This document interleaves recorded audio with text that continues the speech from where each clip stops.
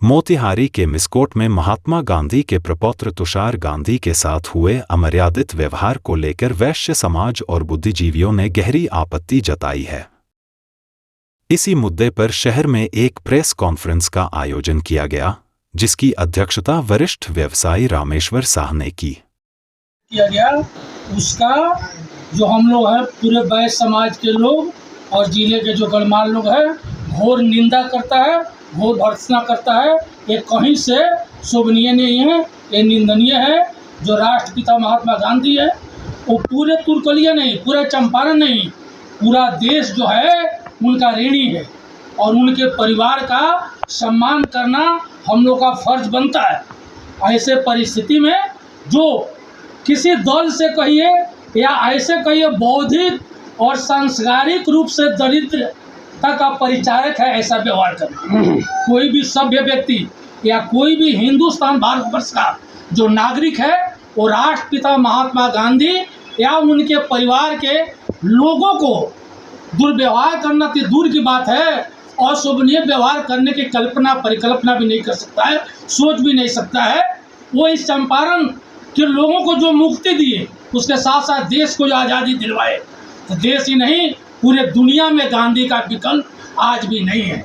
गांधी का जो जीवन है, जो सदाचार है, जो अहिंसा का सिद्धांत है ना, गांधी का जो सत्य का प्रयोग उन्होंने लिखा है अपने जीवनी पर आत्मकथा का, वो तमाम जो चीज़ें हैं जो व्यक्ति पूरे जिंदगी अहिंसा को माध्यम बना करके इस देश को गुलामी से मुक्ति दिलाए।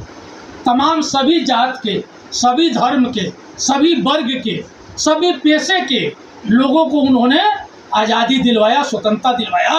और जो वहाँ जो तथाकथित मुखिया जी हैं जितेंद्र जी, विनय जी, उन्होंने जो जिस तरह से व्यवहार किया है, जिन शब्दों का प्रयोग किया है, यह कहीं ना कहीं मैं पहले कह चुका हूँ, ये ज्ञान और जो संस्कार है इसका दरिद्रता का परिचायक है। ये हिंदुस्तान की जो व्यवस्था है, हम लोग प्रजातंत्र में जीते हैं, बहुदलीय सिस्टम है, अनेक दल काम करते हैं और उसमें उन्होंने जो बोला वो गांधी जी के देन है कि अभिव्यक्ति का जो अधिकार है, इसका मतलब ये नहीं किसी को आप बेइज्जत कीजिए, किसी के प्रतिष्ठा का हनन कीजिए। तो हमारे कहने के मतलब इस देश में तुषार गांधी का बैकग्राउंड और उनके परिवार का तो योगदान दुनिया के पैमाने पर है। तुर्कलिया चंपारण देश की बात छोड़ दीजिए, लेकिन एक आम व्यक्ति भी अपनी बात रख सकता है। मानना नहीं मानना किसी खास विचारधारा को या किसी दल को समर्थन करना आपकी निजी मामला हो सकता है, या नहीं मानना आपका निजी मामला हो सकता है, लेकिन कहीं भी ये देश का संस्कार या संविधान, उसमें भी राष्ट्रपिता महात्मा गांधी के परिवार को कोई अगर जो है सम्मान पर ठेस पहुँचाता है, ये असहनीय है। और इस जिले के तमाम जो बुद्धिजीवी हैं, जो गांधीवादी लोग हैं, जो व्यवसायी लोग हैं, सभी वर्ग के लोग इससे बहुत दुखी है। और हमारी बात अगर मुखिया जी के पास पहुंचती है तो मैं उनसे आग्रह करना चाहूँगा कि अभी भी समय है कि आप तुषार गांधी जी से क्षमा प्रार्थना कीजिए, क्षमा मांग लीजिए, नहीं तो कहीं से अनुचित नहीं है और सामाजिक तौर पर, आईन तौर पर आपको इसका बहुत बड़ा खामियाजा भुगतना पड़ सकता है। इन्हीं बातों के साथ मैं उनसे पुनः आग्रह करूँगा, कभी भी वक्त है आप तुषार गांधी जी से क्षमा मांगिए, बात समाप्त हो जाएगी, नहीं तो बात यहीं तक रहेगी, बात और आगे तक सामाजिक स्तर पर, राजनीतिक स्तर पर बढ़ सकती है। इन्हीं बातों के साथ मैं अपनी बात समाप्त करता हूँ। बहुत बहुत धन्यवाद।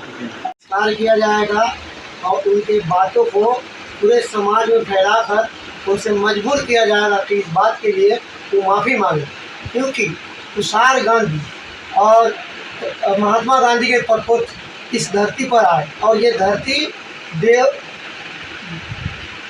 धरती जो है अपने मेहमानों का स्वागत को सोचा जाएगा कि जाने दीजिए चाहिए। ग्रेजुएट व्यक्ति इस तरह का करे, 3 बार मुखिया रहे उनके पति, तो बहुत अशोभनीय है।